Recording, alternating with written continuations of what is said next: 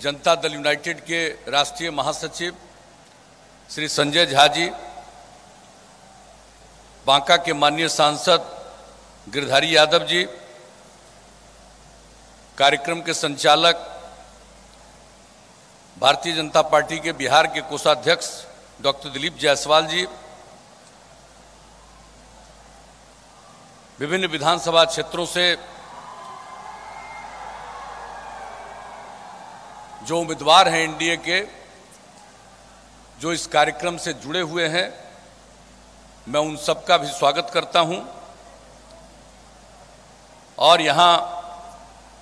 उपस्थित सभी एनडीए के सम्मानित नेतागण, मेरे प्रिय साथियों, प्रिंट एवं इलेक्ट्रॉनिक मीडिया से जुड़े पत्रकार मित्रों, छायाकार बंधुओं और इस कार्यक्रम में उपस्थित बहनों एवं भाइयों, हम सबसे पहले तो आदरणीय मोदी जी का अभिनंदन करते हैं और आप सब लोग जो इस चुनावी सभा में शामिल हुए हैं, मैं आपको भी हृदय से धन्यवाद देता हूं। जो देश के विकास के लिए विशेष पहल कर रहे हैं, कोई भी संकट देश के सामने आता है उसके समाधान के लिए जो प्रयास कर रहे हैं, आदरणीय मोदी जी आप सब इससे परिचित हैं। और जो कोरोना का संकट आया, उससे भी लोगों को छुटकारा दिलाने के लिए जो भी संभव हुआ है देश में करने की कोशिश की है और बिहार में भी इसके लिए सहयोग देने की कोशिश की। और यही नहीं, देश के विकास के अलावे बिहार को विकास के रास्ते पर ले जाने के लिए उन्होंने विशेष पहल की है। और अब जो चुनाव का आयोजन किया गया है, अब हम लोग तो एक ही बात कहेंगे कि आप लोग अगर चाहते हैं कि बिहार विकास के रास्ते पर आगे बढ़ता जाए, समाज के हर तबके का उत्थान हो, तो एकजुट होकर एनडीए के सभी उम्मीदवारों को भारी मतों से विजयी बनाइएगा। और जो भागलपुर की बात है, बहुत सारी चर्चा है, लेकिन अभी सबसे हाल की बात आप सबको मालूम है, जो भागलपुर में गंगा नदी पर विक्रमशिला सेतु है, अब उसके समानांतर 4 लेन का पुल बनाने का आदरणीय मोदी जी ने स्वीकृति प्रदान कर दी है और उसका काम भी बहुत जल्द होने वाला है। तो हर जगह के लिए, कोई एक जगह की बात नहीं, सब जगह के लिए जो इन्होंने काम किया है, हम सब इनका अभिनंदन करते हैं। और हम लोग बिहार के लिए भी जो सेवा करने की कोशिश कर रहे हैं, वो सब आपके बीच में है। जो अपराध की घटनाएं होती थी, उसको नियंत्रित किया हम लोगों ने। लोग वोट तो ले लेते हैं, समाज में टकराव पैदा करके, विवाद पैदा करके, लेकिन भूलिएगा मत,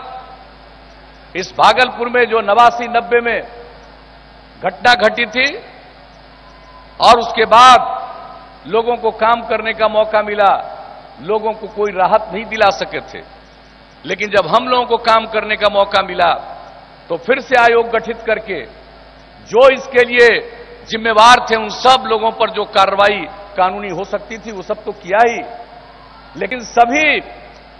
जो पीड़ित परिवार थे उनको भी मदद कर किया हम लोगों ने। और जो मृत्यु हो गई थी, और यहां जो दंगा हुआ था,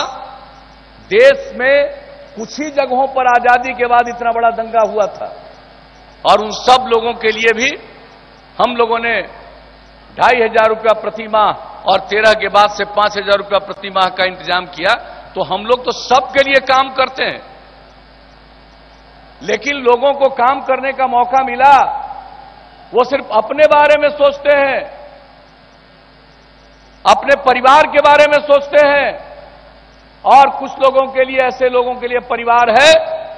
पति पत्नी बेटा बेटी, यही परिवार है। और हम सब लोगों के लिए पूरा बिहार एक परिवार है, और आपकी सेवा करना ही हम लोगों का धर्म है। इसलिए आपके बीच में हम तो अपील करते ही हैं लेकिन हम सब आए हैं अभिनंदन करने आदरणीय मोदी जी का, जो समय निकाल करके बिहार के चुनाव के लिए भी समय निकाल करके आए हैं और आप लोगों से अपील करेंगे और जो काम है उसकी चर्चा करेंगे। तो इसलिए हम तो यही आपको कहने आए हैं कि भाई एकजुट होकर के समाज के हर तबके के लोगों से अनुरोध करेंगे, एकजुट होकर के बिहार को नई ऊंचाइयों पर ले जाना है और आगे विकास के रास्ते पर इसको चलना है, सबको विकसित करना है, सबकी आमदनी बढ़ाना है। तो इसके लिए एक एक वोट आप एनडीए के उम्मीदवारों को दीजिएगा। इन्हीं शब्दों के साथ आप सब यहां पर उपस्थित हुए हैं श्रद्धेय मोदी जी की बात सुनने के लिए, हम लोग भी बात सुनने के लिए हम लोगों की भी रुचि रहती है। तो इन्हीं शब्दों के साथ मैं पुनः आदरणीय मोदी जी का अभिनंदन करता हूं और आप सबको यहां की उपस्थिति के लिए भी आपका भी अभिनंदन करता हूं और इन्हीं शब्दों के साथ अपनी बात समाप्त करके अब मैं आप सबसे इजाजत लेता हूं।